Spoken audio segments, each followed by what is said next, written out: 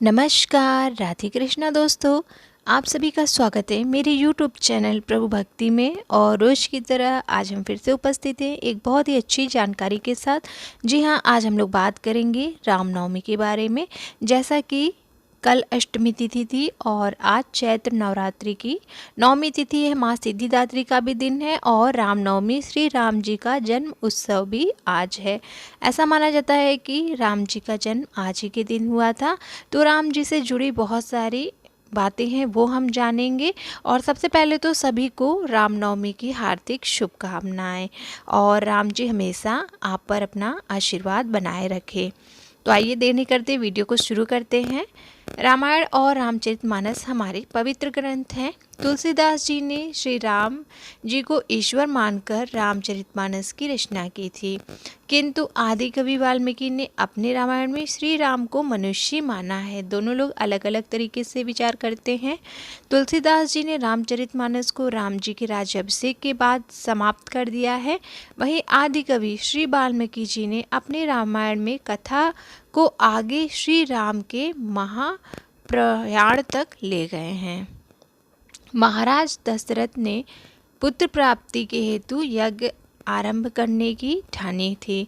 महाराज की आज्ञा अनुसार श्याम कर्ण घोड़ा चतुरंगिनी सेना के साथ छुड़वा दिया गया।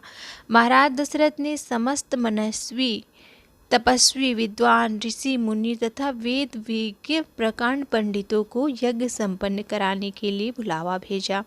निश्चित समय आने पर समस्त अभ्यागतों के साथ महाराज दशरथ अपने गुरु वशिष्ठ जी के साथ तथा अपने परम मित्र अंग देश के अधिपति लोभपाद के जमाता रंग ऋषि को लेकर यज्ञ मंडप में पधारे। इस प्रकार महान यज्ञ का विधिवत शुभारंभ किया गया। संपूर्ण वातावरण वेदों की ऋचाओं के उच्च स्वर में पाठ गूंजने तथा समिधा की सुगंध से महकने लगा। समस्त पंडित ब्राह्मणों ऋषियों आदि को यथोचित धन धान्य गौ आदि भेंट करके सादर विदा करने के साथ यज्ञ की समाप्ति हुई। राजा दशरथ ने यज्ञ के प्रसाद चरा मतलब खीर को अपने महल में ले जाकर अपनी तीनों रानियों में वितरित कर दिया। प्रसाद ग्रहण करने के परिणाम स्वरूप तीनों रानियों ने गर्भ धारण किया। जब चैत्र मास के शुक्ल पक्ष की नवमी तिथि को पुनर्वसु नक्षत्र में सूर्य मंगल शनि बृहस्पति तथा शुक्र अपने उच्च स्थानों में विराजमान थे, कर्क लगन का उदय होते ही महाराज दशरथ की बड़ी रानी कौशल्या के गर्भ से एक शिशु का जन्म हुआ, जो कि नील वर्ण चुंबकीय आकर्षण वाले अत्यंत तेजोमय परम कांतिवान तथा अत्यंत सुंदर था। उस शिशु को देखने वाले आते रह गए और आते जाते इतनी भीड़ लगने लगी। इसके पश्चात शुभ नक्षत्र और शुभ घड़ी में महारानी कैकेयी के एक तथा तीसरी रानी सुमित्रा के 2 तेजस्वी पुत्रों का जन्म हुआ। संपूर्ण राज्य में आनंद मनाया जाने लगा। महाराज के 4 पुत्रों के जन्म के उल्लास में गंधर्व गान करने लगे और अप्सराएं नृत्य करने लगी। देवता अपने विमानों में बैठकर पुष्प वर्षा करने लगे।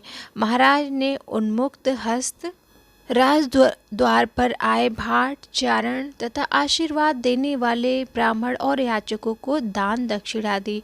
पुरस्कार में प्रजाजनों को धन्य धान्य तथा दरबारियों को रत्न आभूषण प्रदान किए गए। चारों पुत्रों का नामकरण संस्कार महर्षि वशिष्ठ के द्वारा किया गया। उनके नाम रामचंद्र भरत लक्ष्मण और शत्रुघ्न रखे गए। आयु बढ़ने के साथ ही रामचंद्र गुणों में भी अपने भाइयों से आगे बढ़ने तथा प्रजा में अत्यंत लोकप्रिय होने लगे। उनमें अत्यंत विलक्षण प्रतिभा थी, जिसके परिणाम स्वरूप अल्पकाल में ही वे समस्त विषयों में पारंगत हो गए। उन्हें सभी प्रकार की निपुणता प्राप्त हो गई।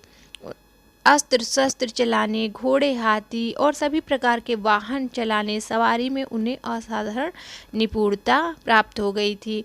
निरंतर माता पिता और गुरुजनों की सेवा में लगे रहते थे। उनका अनुसरण शेष तीनों भाई भी करते थे। गुरुजनों के प्रति जितनी श्रद्धा भक्ति इन चारों भाइयों में थी, उतना ही परस्पर प्रेम और सौहार्द भी था। महाराज दशरथ का हृदय अपने चारों पुत्रों को देखकर गर्व और आनंद से भर उठता था। अपने इन्हीं गुणों के कारण श्री रामचंद्र जी ने अपनी दयालुता के कारण, अपनी श्रेष्ठता के कारण बहुत सारे लोगों के जीवन का पार लगाया और उनका तारण किया।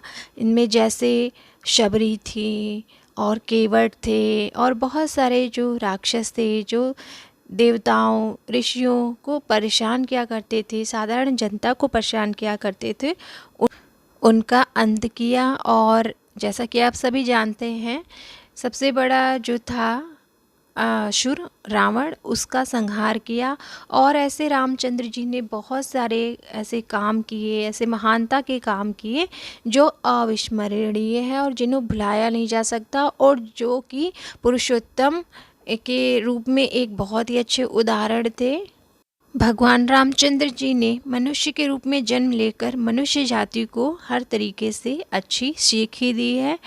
वो आज्ञाकारी पुत्र के रूप में राजा दशरथ के घर में जन्म लिए और आज्ञाकारिता निभाई, और जो कि एक अच्छी समाज में उदाहरण है। श्रेष्ठ भाई होकर उन्होंने दयालु दिखाया कि भरत के प्रति, शत्रुघ्न के प्रति और सभी के प्रति वो कितने दयालु थे। और एक अच्छे पति के रूप में रामचंद्र जी सीता माता के साथ बहुत ही अच्छा व्यवहार किए थे, और कैसे हर समय में, विपत्ति के समय में, सुख के समय में साथ में थे। ये सारे उदाहरण श्री रामचंद्र जी के हैं। रामचंद्र जी मर्यादा पुरुषोत्तम के नाम से भी जाने जाते हैं। तो हमने जानी इनकी जन्म कथा, जो कि रामनवमी के दिन उनके जन्म से संबंधित है। तो आई होप आपको जानकारी अच्छी लगी होगी। ऐसे ही श्री रामचंद्र जी आप सभी पर, हम सभी पर अपना आशीर्वाद, अपनी कृपा दृष्टि बनाए रखें। मिलते हैं हम नेक्स्ट वीडियो में किसी अच्छी सी जानकारी के साथ। तब तक के लिए राधे राधे। और हाँ, चैनल पे नए हैं तो चैनल को सब्सक्राइब, लाइक, शेयर कर दें। और सभी को राम जन्मोत्सव की हार्दिक शुभकामनाएँ।